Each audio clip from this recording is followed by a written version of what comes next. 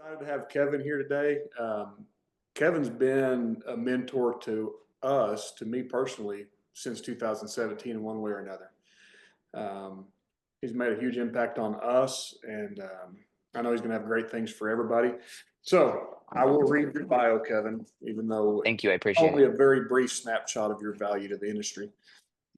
Kevin Keim is a peer group facilitator and executive coach with McFarlin Stanford, dedicated to helping business leaders grow through accountability, operational focus, and team development. He brings 15 years of experience in green and pest control industries, including over a decade in various roles at Dow and Corteva, and most recently as president of Innovative Pest Control. Kevin led the company through sustained growth and successful exit in May of 2025. Today, he draws on both corporate and entrepreneurial experience to guide owners in building scalable, profitable businesses. I'm Well, excited. thank you, sir. That makes up for the somewhat offensive. I've known you since 2017, and I all of a sudden felt old. But that's okay. Uh, It's part of I it. mean, I mean, they can see the hair. It's okay. Well, the filter in the room doesn't really help with the hair situation, but it's great to see everybody today and to talk a little bit about fall marketing. Jason, thank you so much for introducing everybody. For those who don't know me, Jason did a great job of introducing. For those who don't know McFarlin Stanford, we are a back-end support company for the green and pest control industry. Jason is very familiar with our peer groups. We do outsourced accounting, recruiting, evaluations, and coaching. Um, Born and bred in the state of Texas, with several of us from the pest control industry working at Dauphin Ewart, Michael Bosco, myself are all facilitators with McFarlin Stanford, and happy to be here today talking about fall marketing. So let's start with the obvious. We all know this beautiful little bell curve, right? We feel it in our businesses. We think July or August, this time of the year, is the top of the curve, both in bug pressure, but as well as leads or sales that you would generate. And that is generally speaking true. But there's a couple of things I want everybody to recognize and to maybe avoid some pitfalls, I believe is how I phrase this here in a minute. As we come into the fall months, what I don't want to see is people take their eye off of the ball when it comes to marketing and the efforts that you have around that. And there's a couple of opportunities I think are important for pest control companies to focus on coming into the fall months. And there are two main areas, right? There are still sales opportunities that are in the fall, right? Don't just shut off the faucet. There's plenty of opportunity there, although you may have to change your strategy and your tactics a bit. And we'll get into that today to give you some specifics. There's also an immense opportunity to market from a retention perspective. When we think about marketing, we tend to think sales, but they're two different entities, right? And so today we're going to talk a bit about sales in that general bucket. We're also going to talk about retention and how important marketing plays a role in the retention of clients as we come into the slower season or winter months. I don't think we really have a slow season anymore, but you get the point as you go into that. So here's the pitfalls, the high level that I want us to kind of avoid as we navigate this conversation today. Don't slow down your budgets. If you are having a successful ROI on whatever marketing efforts that you're doing in the month of September and October, keep your foot on the gas pedal. I think that the reality is we're all in Texas. We have bugs in Texas. Yes, it gets cold. Yes, it slows down. But if you're getting leads and you're generating a decent ROI on whatever efforts, wherever you're spending that money, keep doing it, right? Don't feel like you need to dial it back. Don't fall for the classic, it's the winter, we don't have bugs, and don't feel like you can completely skip out on efforts across the board. And again, I think that holistically, the industry probably doesn't spend as much time focusing on retention. I talked about that for years when I worked for Corteva. And then when I got into the role at Innovative for 2 years, retention marketing isn't easy. When you get behind the desk at a pest control company, it was more eye opening to me. But man, this is not, it's just a million things are going on, and to sit down and to put some thought and some strategy into how you build a retention effort or campaign or whatever it may be, it's a lot harder. So these are all things that I want to talk a bit about more today as we kind of go into it. But let's first start with sales efforts. I'm going to start by just giving you guys a reality, right? Which is that your lead volume is going to go down. But it doesn't mean that there aren't leads. And it doesn't, and I think it's an important time to say, all right, well, if leads start to drop off, new leads start to drop off, then let's take that time to go retarget the leads that you have, right? So hopefully, as you guys are taking inbound calls, you've got some kind of repository, right? Whether you're using a true, lead tracking portion of your software, whether you've got just an Excel spreadsheet that you're keeping things in, whether it's through one of the platforms that you're using where you've got an access to be able to look at all of your leads. But a good salesperson or a good CSR, if you don't have a sales team, should be able to close, in that 50 to 60% range. That still means there's 40 to 50% of those leads that you got that didn't close. So the fall is a great time to double down on your efforts with those clients. Maybe they didn't purchase from you at the time because of, whatever is going on in their life. Maybe they went with a competitor they're no longer happy with. Maybe they went with a competitor or even yourself, but just did a one-time service. This is a fantastic time to kind of turn and look at your current leads, and go after them, or look at your one-time non-recurring clients that you sold out of your marketing efforts and retarget them with some nice offers. And a nice offer there is a part of a key that goes with that, right? So I don't know if anyone's heard of BOGO. I think of as a kid, the Payless shoe source before they went belly up. It was buy one, get one, right? So there's all kinds of efforts that you can create. Maybe if they sign up for a recurring pest program, they get a one-time mosquito service, which gives them some value, also exposes them to another service of yours. Maybe if you sign up now, they don't have to pay for the initial, or they get a steeply discounted initial.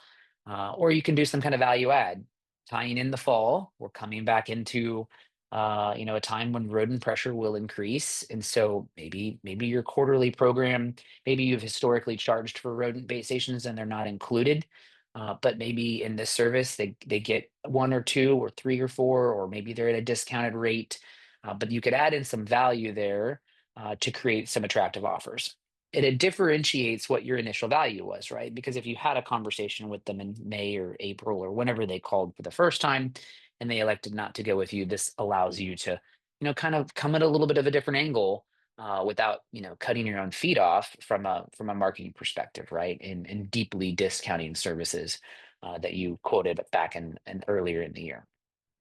So other ideas. So start with what you have, a list of clients or potential clients you've already paid for.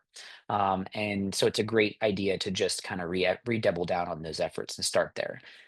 If you're going to continue to work from a sales perspective, I think there's a couple of ideas that you could work on, right? If you have drank the Kool-Aid from me, I know Jason has heard this a lot, then you should have some bundled service offerings for your clients. And if you do, then there's always an opportunity to try to move them up the ladder into a program that's got other insects, that's got more protection, that's got more revenue for you and your company. And so that's an opportunity, and I'll talk a bit more about that. You could add on services or expand services that you have. You can focus on upselling rodent control since it's the fall and we're coming into those efforts. Those items in this case could be perhaps their monitors, maybe their stations, maybe their remote monitoring stations. All of these things could be bolted on or added on as individual items. If your service, your quarterly pest control service doesn't include any rodent, you could always add on or bolt on a rodent program along with it as we come into it. And then, of course, there's rodent exclusion work that you can focus on. All five of these are strategies that we deployed at Innovative Pest Control. And as we get into each one of these, and I'll expand on each one of them, I'll talk about some of the successes that we saw with this as we went into it. And the first thing that we'll talk about when it comes to marketing is what a golden age that we live in when it comes to marketing. So this photo on the right, cute little photo, right? A cute little rat that somehow his tail is coming out of the back of the box. I'll explain that in a minute. But it's a rat in a box in an attic. That image was built by ChatGPT and used in an email marketing campaign at Innovative Pest Control. And it's just a great time to be able to build whatever you want. Now you got to always proofread things, right? I should have revised it and told, ChatGPT, hey, how come the tail is coming out of the box? Is there a hole in the back of the box? It shows you that AI is not perfect, but what a time to use AI to help with your marketing efforts. I mean, not everybody is a massive company with marketing budgets that are huge, or marketing departments, or third party, consultants who can help you with it, right? You can do a lot of things within your company on a budget, on a shoestring, and that's part of it. And Kevin, maybe it is a mouse, a second mouse or rat behind the box. It's a good idea. Way to positively spin that for me. So let's talk a bit more about each one of these. But before we get into that, I think one overall thing I want you to think about when you come into fall marketing is this mental shift between internal and external clients.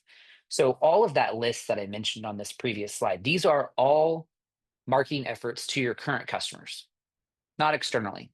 And when you think about that for a minute, that means you can get a little bit more creative on how you position, how you market, how you price all of these offerings. Because you may not want to erode market value in the industry externally, and you don't want to be the cheapest player in the market. But if they're your client, and you're just trying to upsell services to them, the acquisition cost has already been paid for in the previous service. You're not worried about the marketing efforts that are there.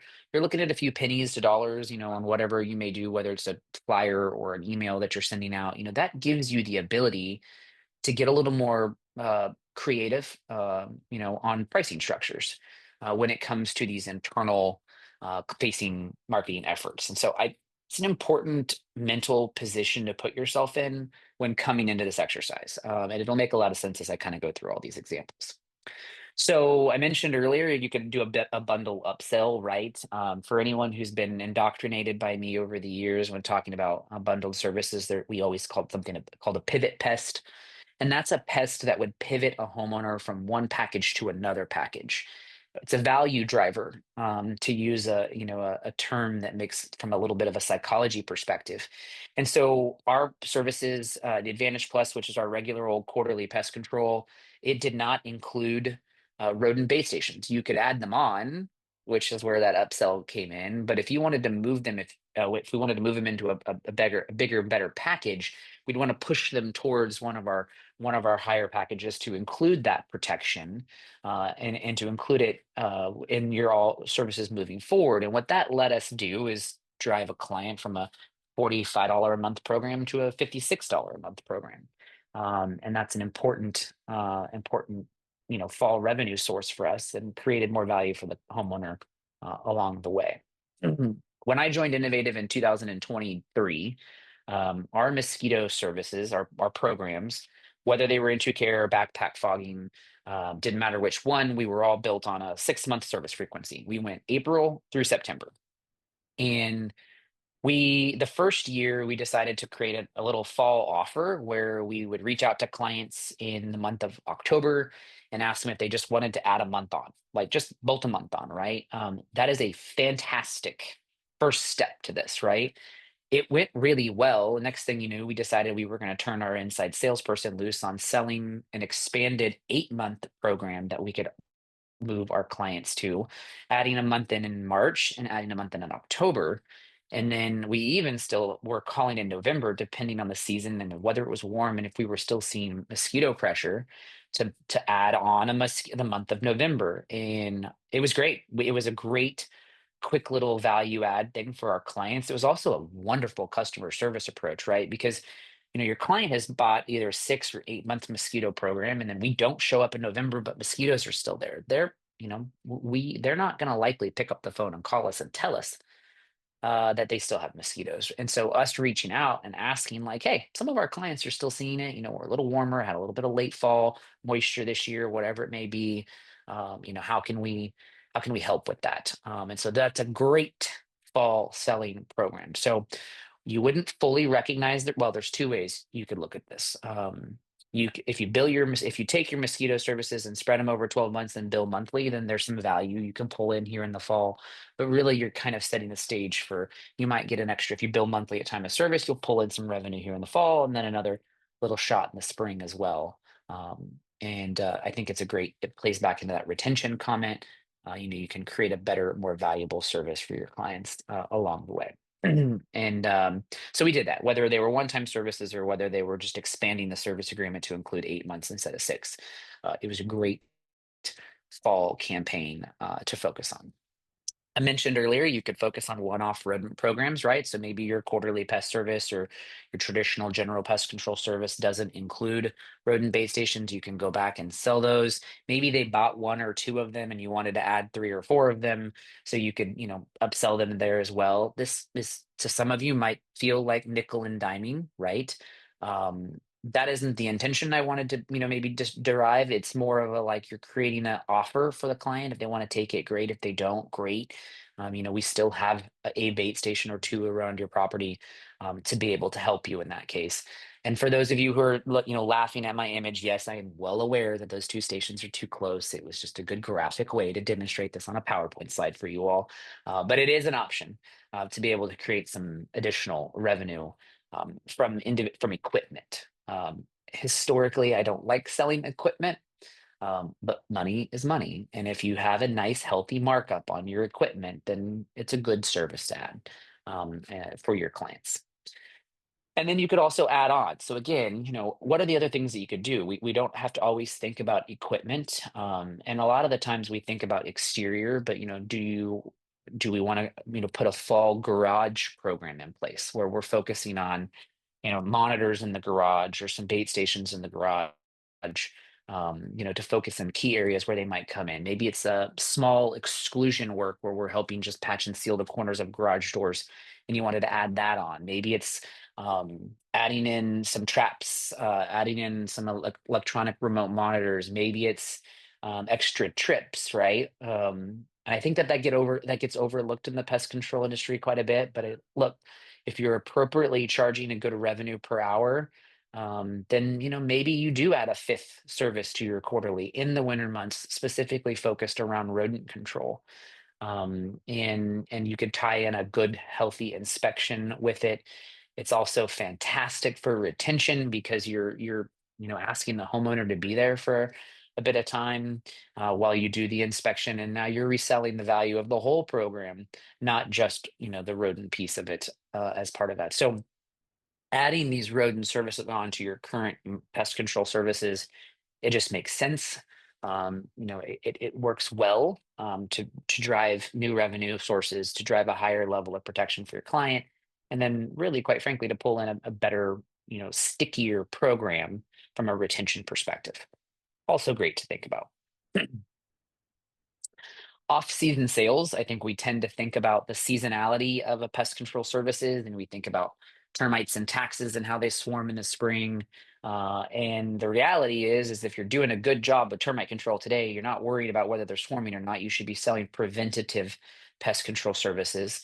And one of the ones years ago that Michael Bosco did that I've always liked is he did a fall, October specifically around Halloween marketing campaign around termites. And it looked a lot like this, this creepy Halloween font, termites are scary, don't let them, ruin you, don't let them be a ghoul, you could do all kinds of cool marketing. And this is where ChatGPT comes in and makes it just lickety split, turns out some awesome little, phrases and taglines and images. In fact, I uploaded that photo into ChatGPT and said, give me a scary Halloween themed font over the top of it. And that's where it came up with. Again, ChatGPT is not perfect. I don't know what this whole W/Y thing is.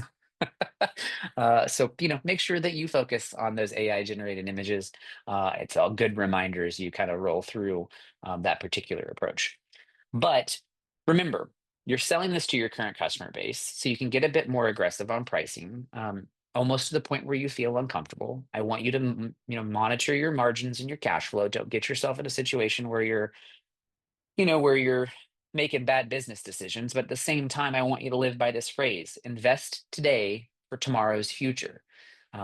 Selling termite protection in October, one, your employees are going to love it because it's a great time of the year to not sweat your butt off going and installing some stations. And then two, you can pull in some revenue in a time where you probably wouldn't have had that revenue. And so it's just a great time to kind of connect the dots of Halloween and scary and termites, and being able to pull in some additional preventative termite sales in the fall. So whether it's that, whether it's mosquitoes, we did a pretty okay job. I'm not going to say it was great We would try to sell our mosquito services in the last month of the year, and they would get that. So obviously, that's you're investing today for tomorrow's future. They're going to mainly get the program next year in 2026, but we would just do a fall treatment for free. That was the by signing up today, we're going to come out, we're going to do a treatment. If they wanted here in August, August, September, October, we would do those services.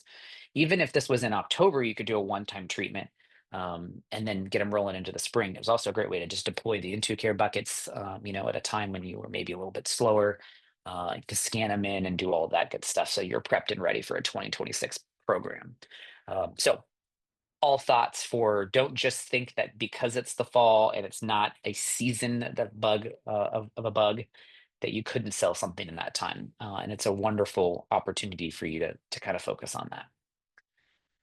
And then you can focus on rodent exclusion inspection. So this was by far the most successful thing that we did. We use, there's an email marketing platform in the industry. It's called Cinch, that integrates with most of the software platforms that are in the industry. And therefore, it easily pulls clients of yours that do or don't have particular services, and allows you to pretty easily create some segmentation and some email campaigns to be able to send out. And so we focused in the fall of, hey, let us, we started in, I think, early October. We're like, okay, so you're coming into Halloween, you're going to step into your attic likely for the first time since January, when you put your Christmas decorations up. So you're going to go up in your attic, you're going to get your Halloween, decorations down, and you're gonna find some unwanted guest up there, and you're gonna have a heart attack and be surprised. And so we just did this whole little email campaign around, like, hey, look, we're coming into the fall, things are gonna get cold. You might have some unwanted guests up there. Let us be the ones that discover that, not you. And the whole effort was just free inspections. We just did a free inspection. Never mentioned anything about exclusion services or the cost. It was just a free inspection. We had over 50 of them scheduled, and we had our outside sales specialists that would go out and do those inspections. And then we sold quite a bit of, we called, minor repair work or exclusion work related repairs. We did some minor, patch and seal jobs, and then we did some full exclusion jobs. And a series of, I think, 4 email campaigns led to over $18,000 in rodent exclusion sales in the winter months. And so it was a fantastic effort for us. In fact, at one point I thought I might have to shut this email off because we can't keep up with the inspections.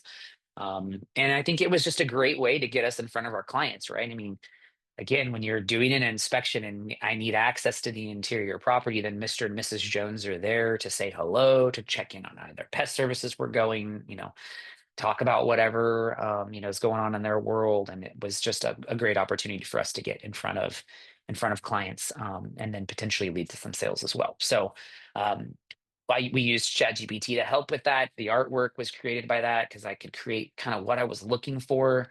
And again, that was where we used part of that to have some really successful approach to that. Okay, so there's some sales ideas for you.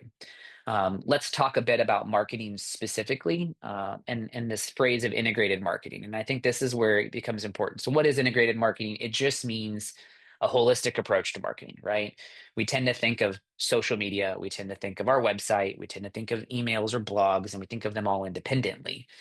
The reality is if you're doing something in the fall, and if you're going to go through the effort of creating some kind of an offer, some value add or a buy one, get one, or whatever it may be, then go ahead and take that campaign and maximize it and utilize it across all of your channels, right? And I'm going to step back out of the pest control industry for a minute, and I'll give you some specifics of, where to go in that particular case. And in this case, I focus on email marketing in this, just for this example, and just say, hey, look, if you're not playing around with AI to help you with these as a small business, do it. Do it, just proofread it, look at your images, make sure you're doing a great job. But it's the whole 80% rule. You can get 80% of a good marketing campaign or good email or social media post easily and quickly and affordably. And then maybe find a specialist or find someone locally within your company who's just good at that kind of stuff to review and look over and make sure everything is good to go before you go take that. If you don't have someone, or maybe you needed to help with some content, maybe it's a blog or a vlog or some of these other things that you can focus on. That's where Upwork and Fiverr, some of these, kind of like a third party platform you can go to find some work. They're very helpful and efficient in helping you find those things. I mention all of this because you're starting to see, I'm very guilty of this, in case you didn't know, ChatGPT is the third person in my relationship. Um, i- the future is unclear on marketing, right? And so content is going to become really key, kind of like SEO was when SEO was the big play before Google started taking everyone's money through Google Guarantee and LSA. And so start thinking about that. Start thinking about how you can create content, right? Whether it's through videos on social media or a YouTube channel, blog post on your website. I mean, that's what AI is good at. It's good at crowdsourcing and finding information. And so you may need to start to think into the future. I don't think any of us know what marketing is going to do with AI. What I can tell you is Google's not going to walk away from that money easily. But I think that, start to think a little bit to the future and start to think about how you can, start to build some effective marketing stuff. I'm not telling you to think about it from a worrisome future perspective. There's also incredible value today in being a thought leader in your customer base or in your market by building a vlog or a blog or just some quick hitting social media videos, etc., all of which would help feed into a model so that when somebody goes and asks ChatGPT who the best pest control company near me is, it might find you and your content and make your recommendation. So, food for thought as you kind of think about that holistically into the future. Here is ChatGPT's response on great places that you can go, whether you need creative design stuff or highly specialized stuff or industry specific stuff. Freelance marketplaces where you want some work done for marketing or design, maybe a web developer, all that stuff. All of this can be accessible through like Fiverr or Freelancer. We did this with some direct mail and some design work. Graphic design is a thing that I'm not good at. And so we were pretty good at going in and taking that and having some outside helpful people help us in that particular regard. Kevin, you're asking, do I have any data to share with the results of your campaigns? I didn't specifically share the data mainly because we exited Innovative Pest Control. I don't have access to the data, but like that exclusion campaign, we generated 18,000 in sales. The mosquito campaign, I think we were at 11,000 in sales. All of these were internal customers, right? So it wasn't a lead list. I couldn't tell you a conversion rate. We did track it. We did like a little sales contest, and that's a great way to track it, by the way. If you have your CSRs doing outbound calling, gamify it, put a poster on the wall, cross off mosquitoes as they're being sold. And so we could kind of track it that way and see, roughly how many we pitched versus how many we closed. And we were, as expected, closer to like a 70% conversion rate because they're your current client and they trust you. And so those are all great ways, but there's some good monetary there. So email marketing platforms were the predominant way that we did this, or outbound phone calling. So your investment there was really just the time. We had an inside salesperson who could focus on this. If you have a really good CSR, there's no reason why they couldn't eat as well. And it's a helpful part of that. So your investment monetarily is pretty low, right? You don't have to go full in on a program that integrates with your software, right? Whether you're using like a MailChimp or something along those lines, those are all great platforms as well. They're very easy and intuitive to build an email in. It's kind of like this drag and drop. You can drag in a box and put some text and drag in an image and put an image. A lot of them have AI platforms built into them now where you can actually create some AI artwork, etc. So pretty easy to be able to kind of navigate through that and keep some cheap and efficient stuff from that. An important thing to remember as you go through this, if this is new to you, meaning you haven't really done email marketing, or maybe you've done some here and there, don't do this hodgepodge. Last email was blue, now it's green, different fonts, different logos. You want to keep some consistencies through there.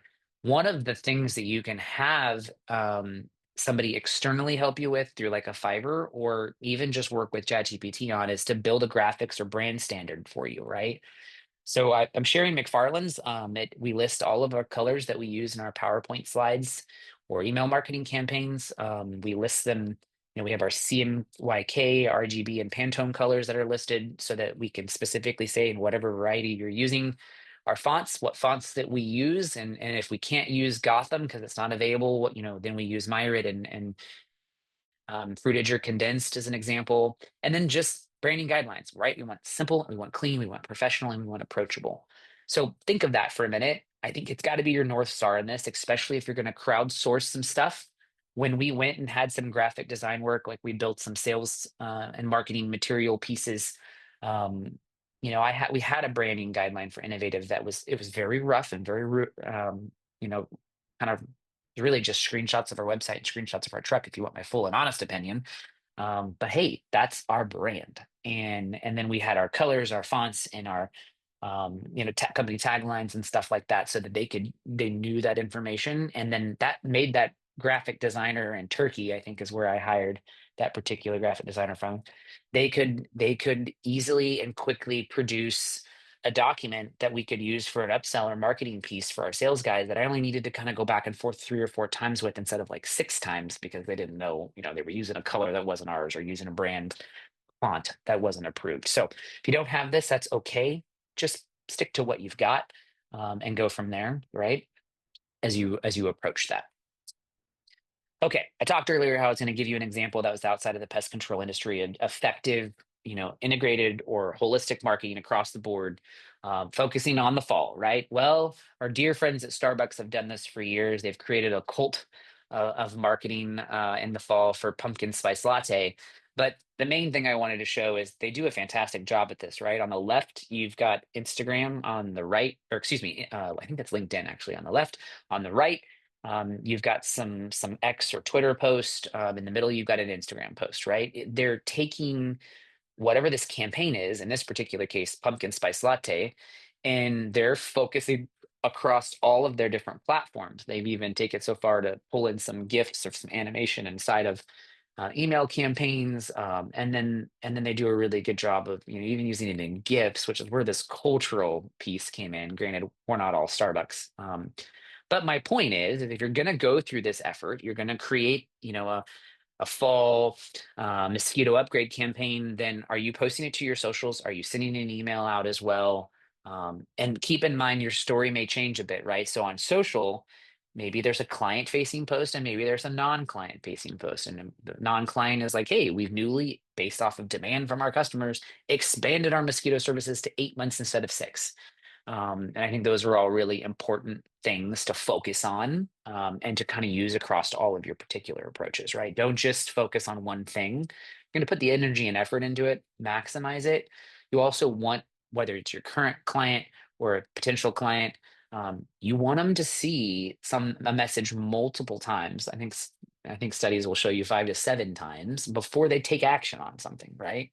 They probably saw that bug in their house 5 or 6 times before they reached out and found a company to be able to potentially solve that problem. So don't hesitate in sharing that across all of your platforms. Okay.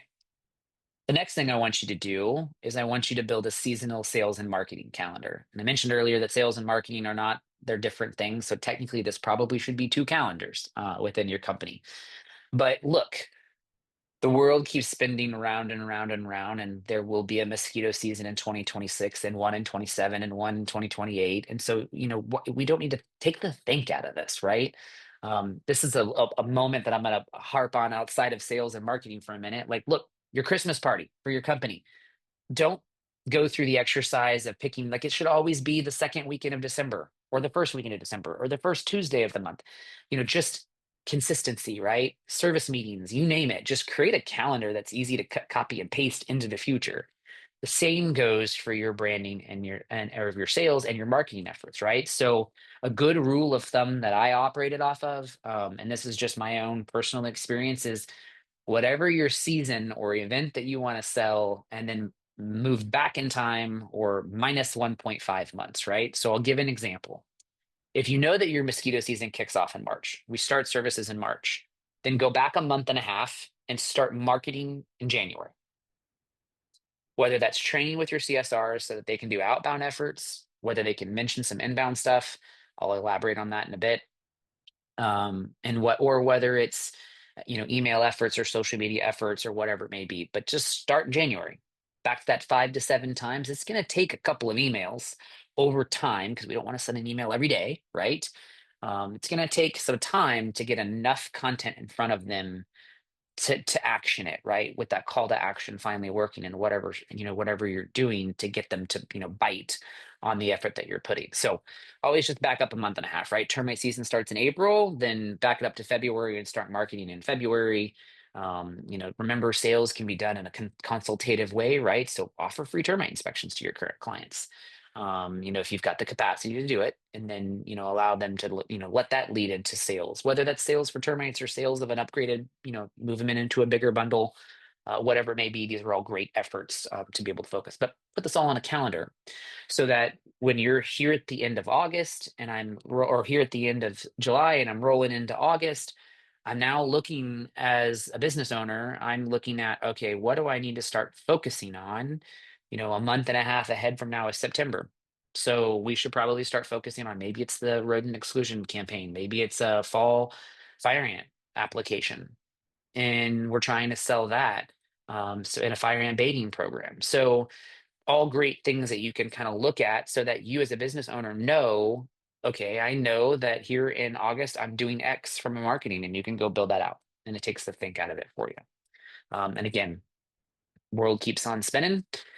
So you're gonna, whatever this effort and energy that you put into building this thing is only going to pay you off in spades into the future, as you continue to use it. And the same goes for sales, right? So if using a mosquito as an example, you're starting here in mid-January, then have you created the offer?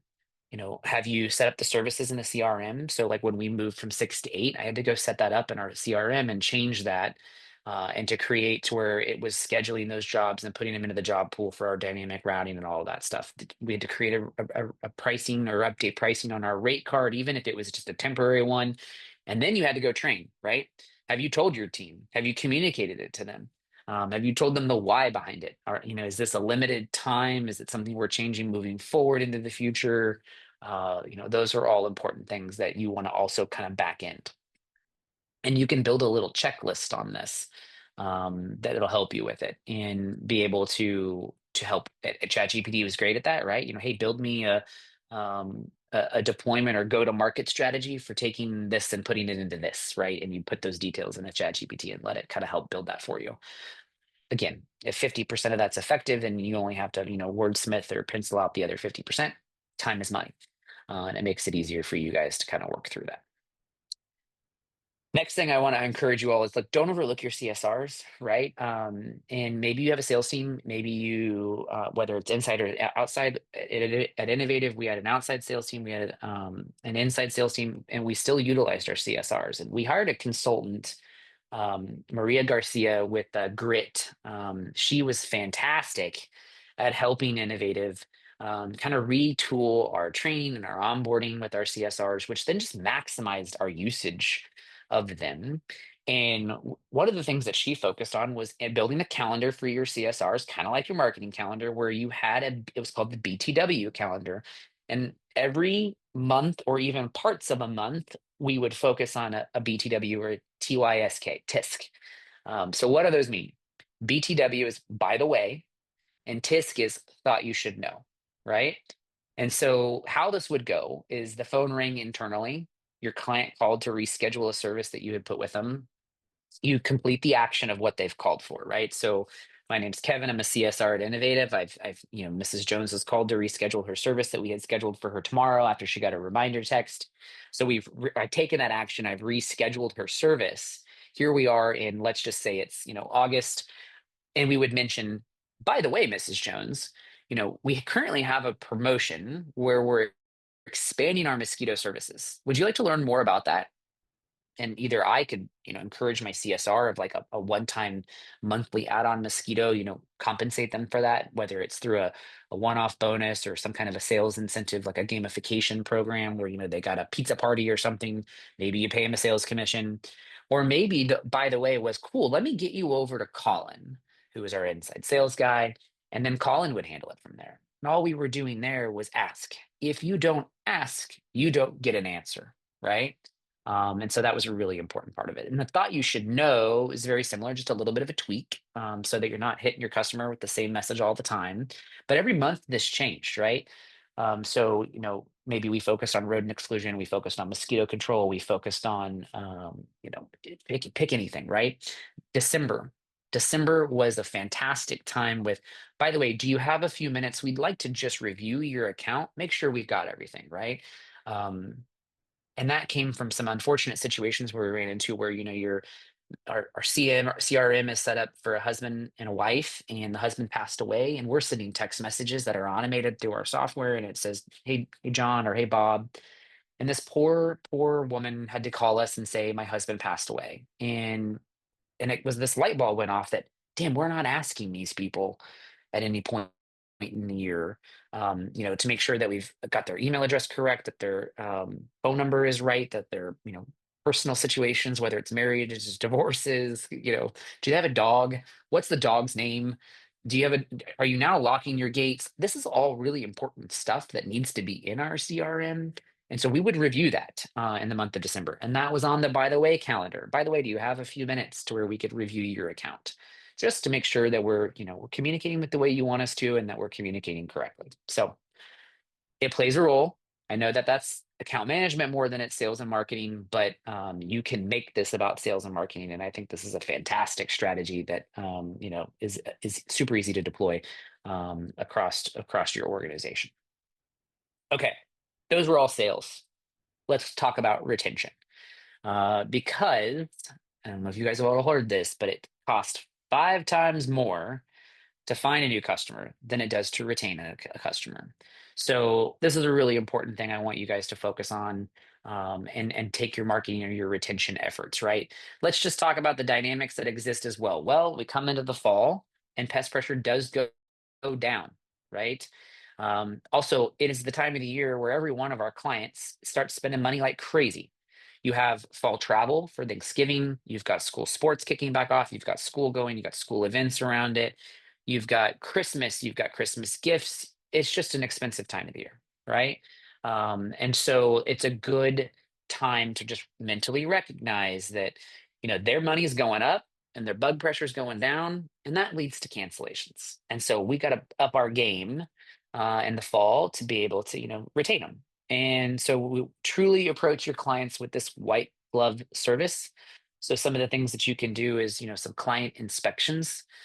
Years ago at Innovative, they did audits. We just called it an audit, and we would come out and we would do an inspection of their property. But it wasn't about termites, right? It was, hey, I noticed you leave your dog food in the dog food bowls, right? And those are things that could lead to some pest issues. You store your dog food in a dog bag in your pantry; it's not in a sealed container. It was stuff like that where we're taking more of an IPM approach, but really we're just talking to a homeowner and we're like selling them on how like we're subject matter experts, and this is why you hired us. So awesome thing to do, assuming you have the capacity to do it. We would do our client reviews in our CRM that we talked about, right? It's a good way. In that particular case, this would be outbound. And we did do some outbound efforts. We in the CRM that we use, we were able to create some tags. And so we could tag an account that if we reviewed it so that we would know who we talked to and who we hadn't, and we could do some outbound efforts to focus on making sure that their account was accurate. We did a lot of outbound quality assurance calls in the fall, and it was just an outbound. How are things going? Now, note, this is going to lead to some retreats. Of course, it will, but that's okay because a retreat still costs less than a brand new client, and so it's a good thing to be able to focus on that. And it takes a bit of training. So have your CSR or your service manager or a technician or yourself, whoever's doing these calls, make sure that they're prepared to know, like, "Hey, okay, so we were just at your property a couple of days ago. We just did the treatment. Let's give it a couple of days to make sure that, we're not seeing moving insects." And so that's an important part of it. But that quality assurance matters, right? So we specifically would do ours by looking at the schedule 4 days ago. Actually, I think it was 5 days ago. 5 days ago.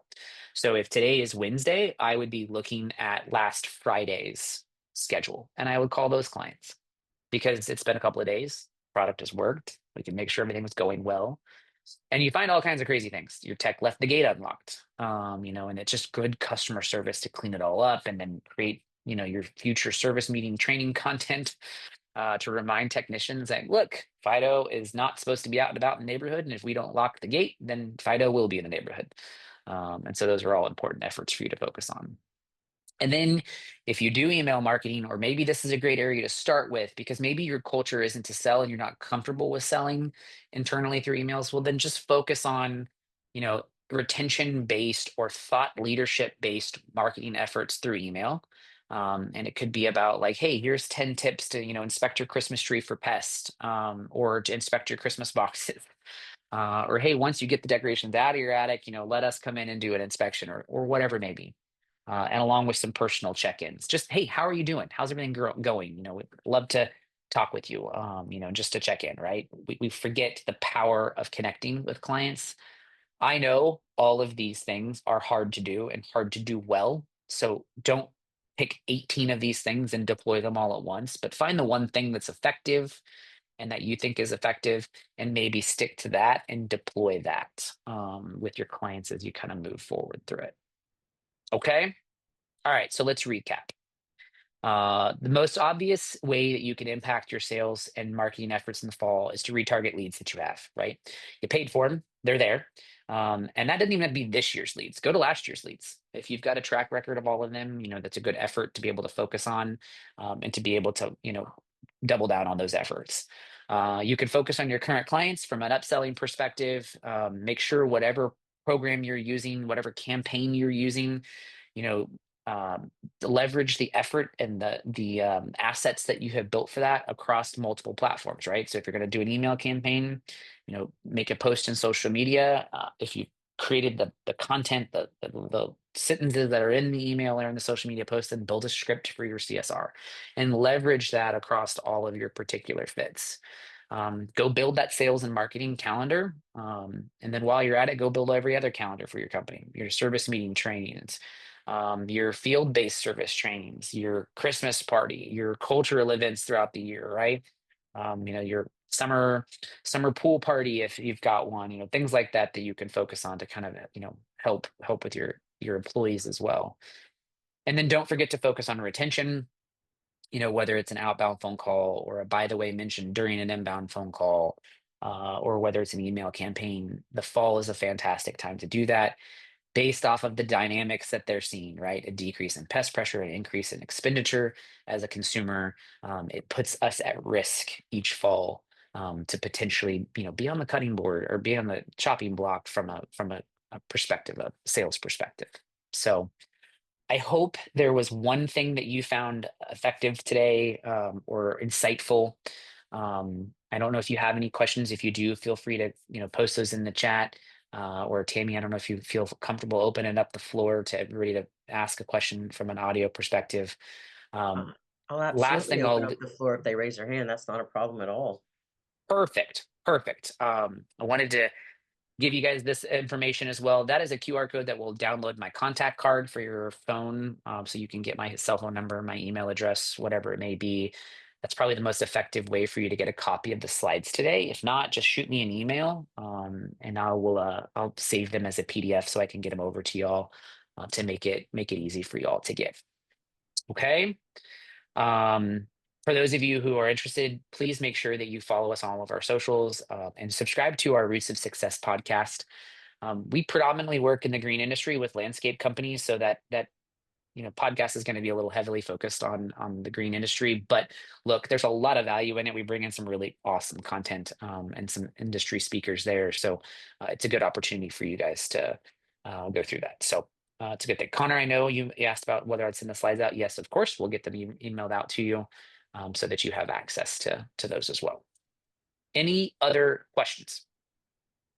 Kevin, I know you asked earlier about how I did on like the data and stuff like that. I don't know, did I answer that, or do you want me to give a follow-up question to that? And Tammy, we've got this opened up at this point where people can just jump in if they'd like. I'm going to allow everyone to talk at this point. So giving them the power.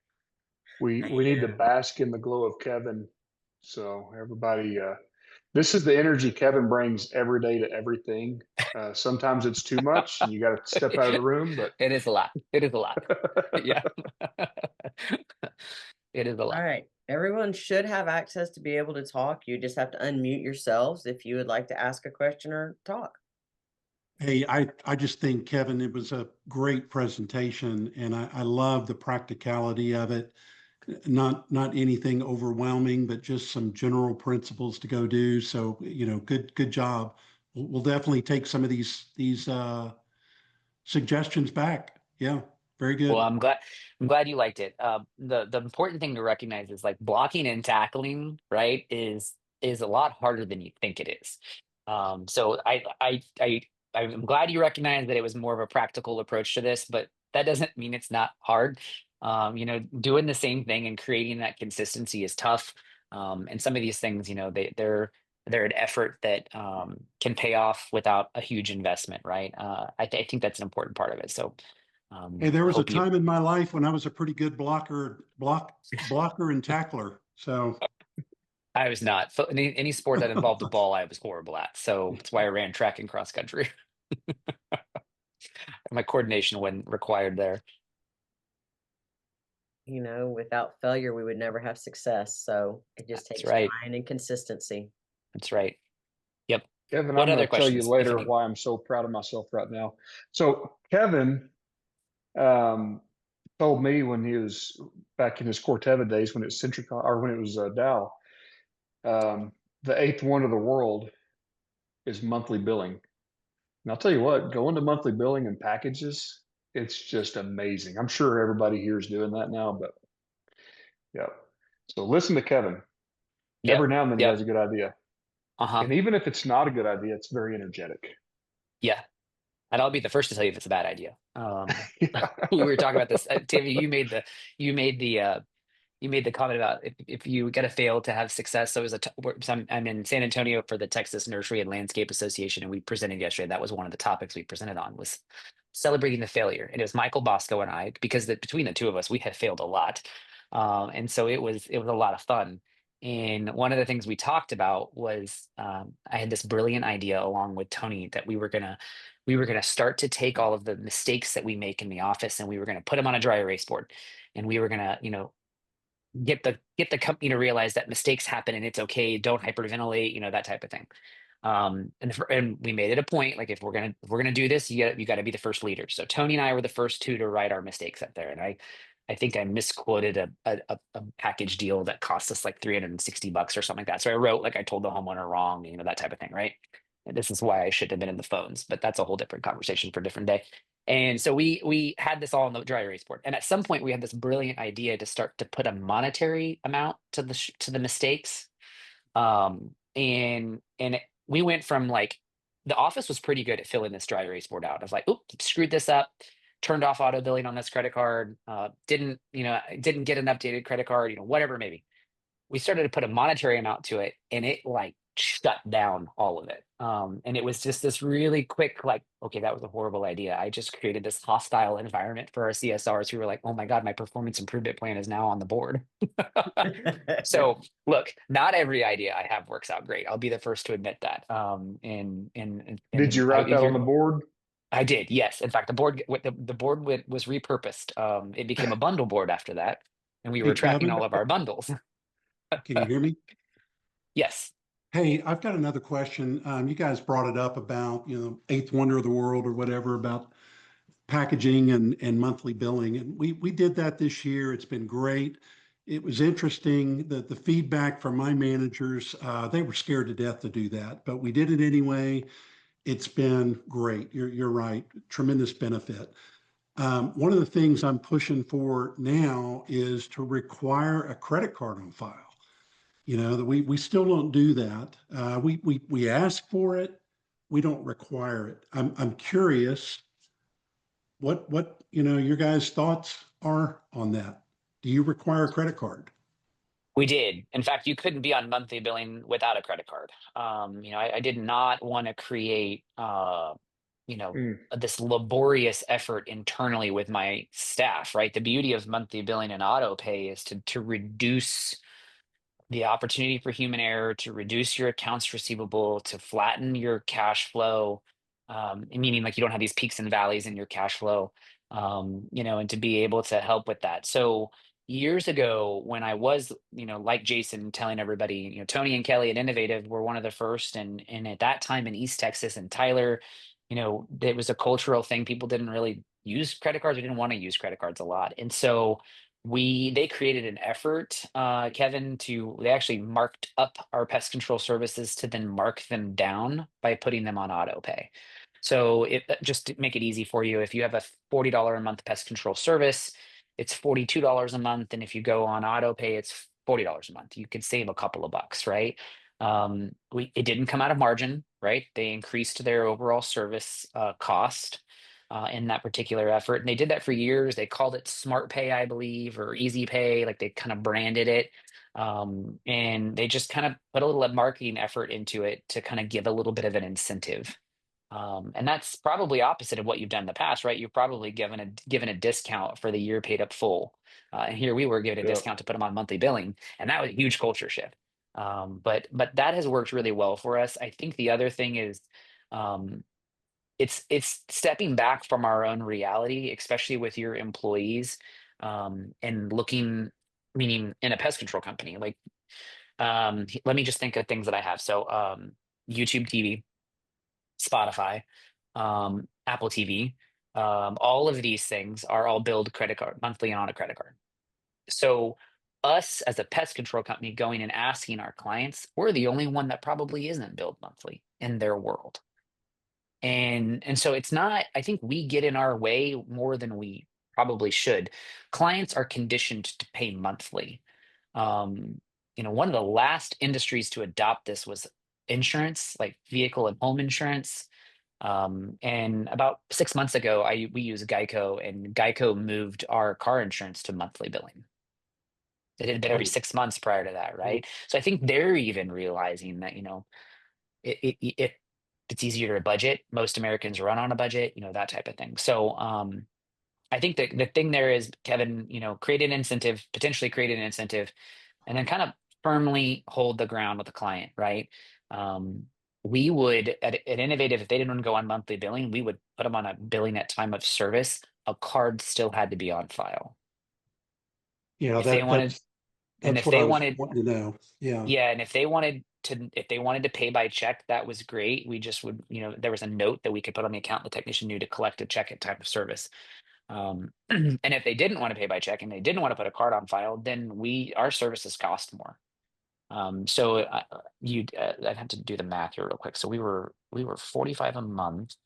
So we were 135 a quarter, and I think we were 150 a quarter if you were not putting some form of payment method on file.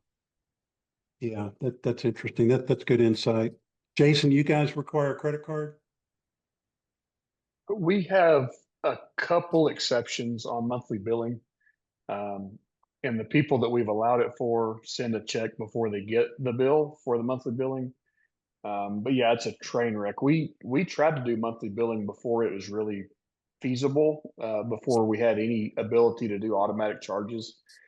And before, like this, we're talking back in 2009, 2010, we tried to do it. I had this brilliant idea, and oh my God, it blew up in our face. Nobody paid it. We wound up going out doing free services. It was awful. So, Yeah. so I had to really fight for it when we decided to go ahead and go for it, because Dad was like, "No, that doesn't work." And for those of y'all that don't know, my dad started this company, and so at that point, I was just a dude, and so we finally got him.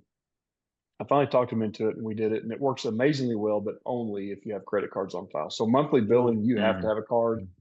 I don't require a card for necessarily everybody, but I do require a card for anybody that's on monthly billing, 100%, because that'll turn your CSR teams against you faster than anything if they're spending all their time chasing Yeah. chasing those monthly It's fees. it's the scalable part to it, right? And so, like, to Exactly. be able Yeah. to scale, if you think about a Terminix or an Orkin or these larger companies, right? I mean, it takes a lot of, human power, if you aren't on a month, like, to scale a company without that monthly billing piece and that automation that comes into it. So things to remember about that, by the way, if you're recently pivoting to monthly billing in your CRM, A lot of folks who are on at time of service, they have a receipt that is emailed. And so like, make sure you shut that off. We don't need a receipt every month when we hit their credit cards. They don't remind them they're spending money with us. That's kind of the beauty of it, right? And what drove this years That's ago was like $65 is the number. Anything below $65, most Americans don't even recognize on their credit card statement. And so, I mean, that's why you end up, and I'm totally guilty of this. I just recently was looking over a credit card statement and I'm like, damn, I'm paying for a car wash that for a vehicle I haven't owned for 2 years, $40 a month. Just completely missed it. Uh, and so it, that's kind of I don't want to be the you want to sort of create that. And I'm not trying to sound unethical or a bad person, but you do want to just show up and do the service. It's on demand pest control for lack of better words, right? They pay us, we show up, life goes on. And those are great options. ACH is fantastic, Corey. Absolutely, it is. They don't get hacked. They don't turn over. Usually, your processing fees are cheaper, and it's also the best way to kind of recount, or to kind of, if someone's like, "Oh, I'm going to pay with check." Anyone ordered checks recently? They're so expensive. They're And so we tell expensive. our Yeah. we yeah, exactly. So we tell our clients, I'm like, if you want to just, are you okay? Go ahead and pay for a check this time, but can we go ahead and store your banking information so that you don't have to cut us a check at like 50 cents a check in the future? We'll just use your checking account just like you were before the check. And we can set you on, draft at time of service, right? So we'll complete your service. And then once the technician's done, we'll go ahead and, charge your ACH. And that worked really well to get out of that game. Because we had a lot of checks that would come in. And if you haven't contacted your bank for I don't remember what the acronym, the electronic deposit machine, like we didn't have that forever. And then I was like looking at time efficiency and told Tony and Kelly, I'm like, why are we sending someone from the leadership team like twice a week to the bank to deposit checks? This is dumb. Like, can't we remote deposit these? And so we got one of those little machines through our bank, and one, I just loved that little machine. It was a lot of fun to operate. Hey, my name is Connor. I'm Kevin's son with Ross Pest and Lawn, and I do our marketing. He's I my just little wanted to dude. give, yeah, I love it. I wanted to Welcome, give Connor. some feedback on something I've started doing that's worked well for us. I mean, I think we do a lot of the avenues of marketing that you discussed. We're in a community that is growing rapidly and has all these individual community Facebook pages. I've started making like selfie videos that are pretty cringe to watch back, but I get really good feedback on that. We just went to, my dad and I did an inspection for a large church out here that had termites that completely ate up the floor in a sound room. Um, and so took a great video of the termite damage and the workers and kind of explained what I was looking at. And I've done that on several other things. I've also made some kind of funnier videos that don't really have a sales point, but are just, somewhat entertaining. And I can just see my reach on those videos are getting much higher than some of our just static posts. You betcha. So just something that I've started doing that seems like it works well and is getting some response. At this point, the biggest struggle is just finding time to do that because it usually takes me like 30 takes to not look fat and look how I want to look for Yeah. that video. Is Yeah. that optional? Because Yeah. Yeah. Yeah. Well, AI will get us there at some point, Jason, but we're not quite there yet. Ozempic got us pretty close to getting there. um, I think there's a couple things you mentioned that are like pivotal to that. You're posting educational content, not sales content, right? They'll kick you out of those communities pretty quickly. I think that you are a step ahead of most people in that regard. So kudos to you guys.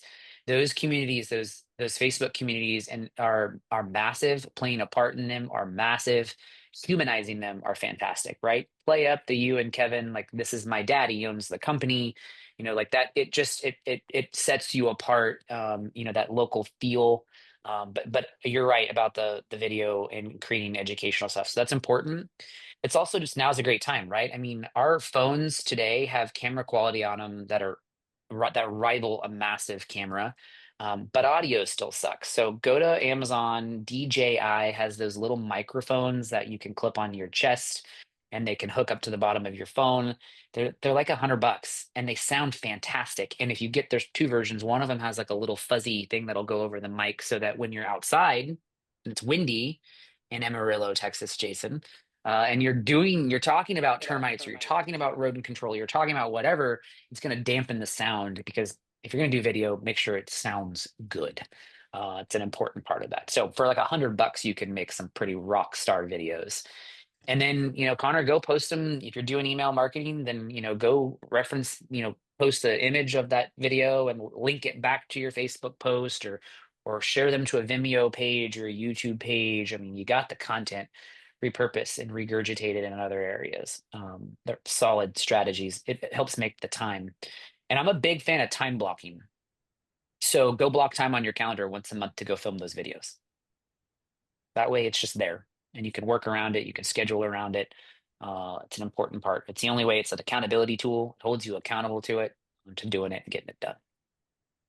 Thank you guys. I appreciate it. You bet. Thank you, everyone. I know we're over time. So Tammy, I will stop talking finally and let everybody get back to more productive things.